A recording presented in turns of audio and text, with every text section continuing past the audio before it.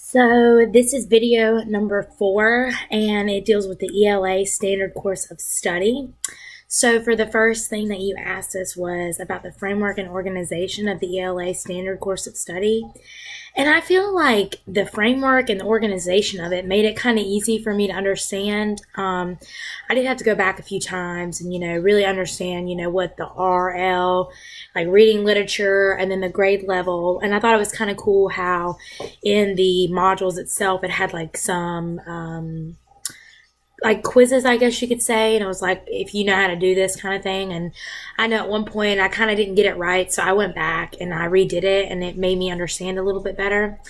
And I think the framework of it itself makes complete sense. Like that, things like that we should be doing in our classrooms. And it's easy for me to understand. And I know when it's time for me to be in a classroom that I'll be able to understand what standards I need to meet as a teacher, and the standards that the students need to meet so that they can succeed and continue on grade by grade until it's time for graduation and further on to college. And your second question, well, wasn't really a question, but the statement was identify and reflect on how to use ELA standard course of study resources.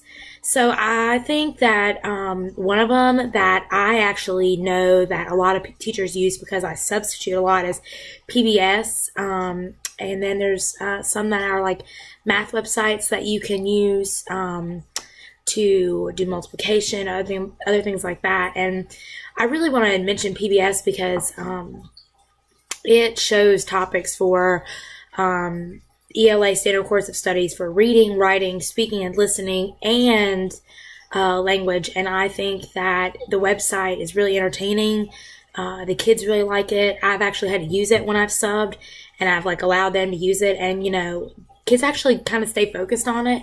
So I thought that was cool and really informative. And I feel like resources like that are things that we need because, no one wants to sit in front of a teacher all day and hear her talk. So allowing them a chance to get on the computer and to focus a little bit more on, that one-on-one time and the chance for them to see it more themselves. And, kids love electronics. So I think it's a better way sometimes to use a different resource to reflect the standard course of studies, because obviously these kids have to learn it.